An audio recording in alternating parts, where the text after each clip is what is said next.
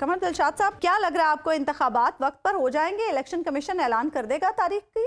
देखिए जी, सबसे बड़ी अहम बात यह है कि हमारे आइन में बड़ी इमोगिटी पाई जाती है। आइन ठीक है, आइन शायद असेंबली जब बनाया था वो तो बड़ा दुरुस्त था, लेकिन बाद में जो 8वीं अमेंडमेंट आई आई, इसके बाद 18वीं अमेंडमेंट आई, इसमें बहुत से हक़ाइक़ उन्होंने नज़रअंदाज कर दिए। इसमें सबसे बड़ी अहम बात ये रखी आर्टिकल 105 के तहत कि जब असेंबली डिसॉल्व हो जाती है, गवर्नर दस्तखत कर देते हैं या दस्तखत ना भी करे, तो फिर गवर्नर की मशावरत है, गवर्नर मशावरे लिखा, गवर्नर तारीख मुकर्रर करेंगे। अब यहाँ सबसे बड़ी अहम बात ये हुई, लेकिन एक बड़ी आज हमारे दोस्त अभी आपके साथ बैठे हुए हैं, तो इन्होंने बहुत काम किया। इन्होंने हमारा नॉमिनेशन पेपर जो नॉमिनेशन फॉर्म चेंज करवा दिया था, हम्म। जो हमारी साबका हुकूमत की बदनीति की वजह से उन्होंने उस फॉर्म को तब्दील कर दिया था। इसमें बड़ा क्रेडिट जाता है हबीब अकरम साहब को कि उन्होंने लाहौर हाई कोर्ट में किया, बाद में सुप्रीम कोर्ट ने इसको एंडोर्स कर दिया। अब वो तो बात की रात की बात है। सबसे बड़ी अहम बात मैं ये अर्ज करूँ आपसे कि जो एक पहले ही होता था, जो ही असेंबलियां डिसॉल्व होती हैं, कौमी असेंबली, सूबाई असेंबली चारों जो होती हैं, तो प्रेसिडेंट ऑफ पाकिस्तान जो थे वो तारीख मुकर्रर करते थे। इसके बाद फिर इलेक्शन पाकिस्तान शेड्यूल देता था उस तारीख के हवाले से। तो जब फेडरल सेक्रेटरी था तो मैंने बड़ी कोशिश करके हमने ये लिखा, चेंज करवा दी एक्ट के अंदर, तरमीम करवा दी। यहाँ लिखा कि प्रेसिडेंट जो है वो चीफ इलेक्शन कमीशन मशावरत के बाद तारीख मुकर्रर करेगा। लेकिन 18वीं अमेंडमेंट के बाद बाकी आया, एक्ट में तब्दीली भी आई और इसमें यहाँ गवर्नर का जो चैप्टर क्लोज हो गया। गवर्नर का ख्याल ही नहीं आया कि ऐसा वक्त भी आएगा गवर्नर असेंबली डिसॉल्व करेगा, उसके बाद वो नई तारीखें देगा। अब यहाँ सबसे बड़ा मसला ये पैदा हो रहा है कि गवर्नर दे सकता है, इलेक्शन कमीशन के पास इख्तियार नहीं है कि वो इलेक्शन की तारीख दे। अब हमारी लाहौर हाई कोर्ट के मौजूद जज हजरात ने जो फैसला सुनाया, उसमें उन्होंने आइन की आर्टिकल 224 और 224 ए की इंटरप्रिटेशन कर दी और साथ ये कहा कि जी इलेक्शन कमीशन जो है वो गवर्नर से मशावरत करे। तो हमारा सवाल ऑनरेबल जज से ये है, सिंगल बेंच से, कि उसमें आइन में कहाँ लिखा हुआ है कि इलेक्शन कमीशन ऑफ पाकिस्तान जो है वो गवर्नर से मशावरत करे, और तो गवर्नर डायरेक्ट जो है वही ऑर्डर देगा, नहीं देता तो बात उसमें उन्होंने पेनम्बरा डॉक्ट्रिन इस्तेमाल किया है कि जिसमें यानी इलेक्शन करवाना इलेक्शन कमीशन की जिम्मेदारी है और उस हवाले से जहां जहां मुशावरत करनी है वो करे। हाँ, ये तो बात ठीक है, लेकिन सबसे बड़ी जो अभी जो मामला सामने आपके भी आ रहा है, अभी मोहतरमा ने जो बड़ा तफसील से बयान भी कर दिया, जी इलेक्शन कमीशन की मीटिंग हुई है, वो भी उन्होंने हवाला दे दिया है। लेकिन इसमें सबसे जो इलेक्शन कमीशन पाकिस्तान का पॉइंट ऑफ व्यू जो आ रहा है, जो हम समझते हैं, जिस इदारे में 10 साल में फेडरल सेक्रेटरी रहा हूँ, तो वो सारी चीज को हमने भी देखा है, बड़े करीब से भी देखा है।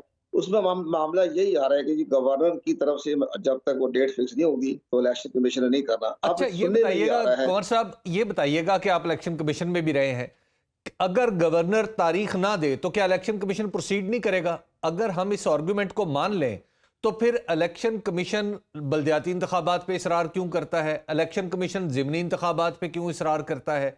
फिर तो इंतखाबात की जरूरत ही नहीं है। नहीं, इंतखाबात तो देखिए जी, लोकल गवर्नमेंट के हवाले से तो लिखा हुआ है कि जो आपने लोकल गवर्नमेंट ने 120 दिन में इंतखाबात करवाने। यानी लोकल गवर्नमेंट, आप कह रहे हैं कि लोकल गवर्नमेंट का तयन किया गया है, सूबाई असेंबली और कौमी असेंबली का नहीं है। जी हाँ, लेकिन सूबाई असेंबली का जिक्र जैसे आप फरमा रहे हैं, सबसे बड़ी अहम बात मैं अर्ज करूँ आपसे कि ये इलेक्शन कमीशन पाकिस्तान का पॉइंट ऑफ व्यू यही है कि जनाब हमें गवर्नर तारीख लेके दे। इसीलिए उन्होंने गवर्नर के साथ जो कल जा रहा है डेलीगेशन, जैसे आपने खबरों में बताया कि इलेक्शन में पाकिस्तान से मशावरत करेगा, तो उसमें अगर गवर्नर साहब कह जाते हैं जी आप फलां डेट को इलेक्शन करवा दे, तो फिर इलेक्शन में पाकिस्तान शेड्यूल जारी कर देगा। तो बिल्कुल दुरुस्त है। तो एक हाई कोर्ट के कहने पर, उनकी जजमेंट की रोशनी में ही इलेक्शन कमीशन गवर्नर के साथ रब्ता किया ना, और गवर्नर से डेलीगेशन मिल रहा है, तो मुमकिन है कल कोई तारीख मुकर्रर हो जाए। ये भी नजर अतवार है कि मुलाकात जो होगी तो कोई ना कोई उसका आएगा रिजल्ट। तो लेकिन ये कहना, फर्ज कीजिए गवर्नर साहब तारीख नहीं देते, फिर क्या होगा? इसमें जवाब तो देना पड़ेगा, फिर गवर्नर को जवाब देना पड़ेगा ना। गवर्नर ये थोड़ा कि खामोशी को चाय पिलाए फारग कर देगा। पूरा गवर्नर जो है पूरे उसके सारे अपने बताएगा कि भी किस बना पर आप तारीख नहीं दे रहे, क्या बैकग्राउंड है, क्या मामला है, तो कल गवर्नर का राइटिंग में आ जाएगा ना। और एक सबसे बड़ी बात ये भी है जी कमर दिलशाद साहब, आपका एक बयान भी आज सामने आया है जिसमें आपका ये कहना है कि इलेक्शन कमीशन आर्टिकल 254 का सहारा ले सकता है। क्यों जरूरत पेश आएगी आर्टिकल 254 का सहारा लेने की? वो मैंने ये कहा कि अगर जैसे बाज हमारे सियासी रहनुमा कहते रहते हैं जिन हम आर्टिकल 6 लगा देंगे, अगर ये 91 डेज हो जाएगा तो हम आर्टिकल 6 लगा देंगे, हम कंटेम्प्ट पे चले जाएंगे। उस पर हमने ये कहा था जी कंटेम्प्ट पे जाए, आर्टिकल 6 लगा तो बात की बात है। आर्टिकल 254 ये कहता है कि अगर नागुज़ीर हालात में अगर आप आइन की किसी प्रोविजन पर अमल दरामद नहीं करते, लेकिन बाद में चंद महीनों के बाद तो अमल दरामद हो जाता है, तो वो फिर उसमें कंटेंट में भी नहीं आता और ना ही वो आइन की खिलाफवर्जी है। लेकिन तो हमारे दस्तूर में ऐसी नौबत जब जब भी आई है कंवर साहब, उसके अंदर दस्तूर के अंदर तरमीम की गई है। ज़ियाउल हक ने इलेक्शन डिले करवाए, हत्ता के जो जुल्फकार अली भुट्टो ने जब मार्शल लॉ की हुकूमत उन्हें मिली थी तो उस मार्शल लॉ के सारे इक़दामात और इलेक्शन को दस्तूर के अंदर बाकायदा एक शिक के तहत जायज़ करार दिया गया। फिर जनरल ज़ियाउल हक ने जो इलेक्शन करवाए, फिर जनरल मुशर्रफ ने जो इलेक्शन कराए, सबको दस्तूर के अंदर बाकायदा एक आर्टिकल शामिल करके जवाब दिया गया। नहीं, ये तो पुराना जो आप एक्चुअली अगर आप आइन का 73 का कॉन्स्टिट्यूशन पढ़े, बाद में अमेंडमेंट को अलग रखें, उसमें भी लिखा हुआ है कि अगर किसी आइन की प्रोविजन उसका ठीक है आर्टिकल का नंबर तो बदल गया, तो बेशुमार तरमीमें हुई हैं, लेकिन जहां तक उसकी रूह है उसमें लिखा हुआ था कि अगर कोई ऐसी सूरत हाल पैदा हो जाए तो आप आइन की बाद में आप उस पर अमल दरामद कर दें तो आइन की खिलाफवर्जी नहीं है।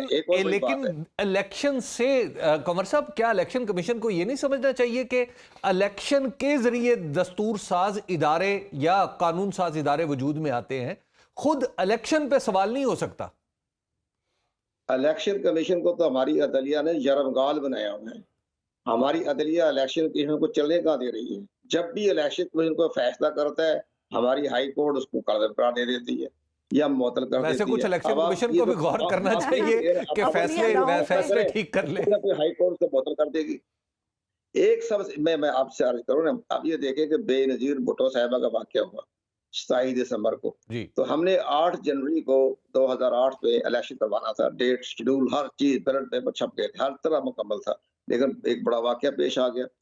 उस पर इलेक्शन कमीशन ने आज खुद 18 फरवरी डेट मुकर्रर की, लेकिन वो पोलिंग डेट थी, सिर्फ इलेक्शन की डेट नहीं थी। इलेक्शन शेड्यूल मुकम्मल था, सिर्फ पोलिंग डेट आगे की गई थी। यहां पर भी अगर कम से कम ज्यादा से ज्यादा जवाब निकल सकता है वो ये है कंवर साहब, जहां तक मेरी अंडरस्टैंडिंग है कि आपको इलेक्शन का शेड्यूल 90 दिन के अंदर अंदर जारी करना होगा, पोलिंग डेट आगे पीछे हो सकती है। ये भी आपने दुरुस्त फरमाया आपने, बिल्कुल। लेकिन इसमें एक और बड़ी मिसाल मैं आपको देता हूं कि ये सारी चीजें हमारे सामने भी है, हाई सुप्रीम कोर्ट की जजमेंट भी है, हम तो अपने तजर्बे की बना आपसे गुफ्तगू कर रहे हैं। अब ये जब 92 to 93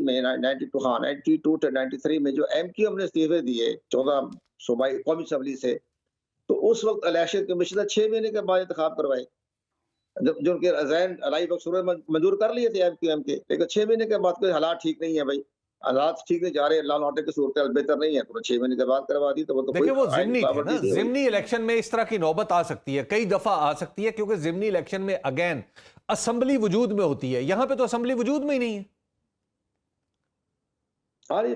लेकिन इसमें ये बात नहीं, आपका पॉइंट, यानी गाड़ी के टायर डलवाने में और नई गाड़ी लेने में फर्क है कंवर साहब, ये फर्क तो हमें महसूस रखना चाहिए ना।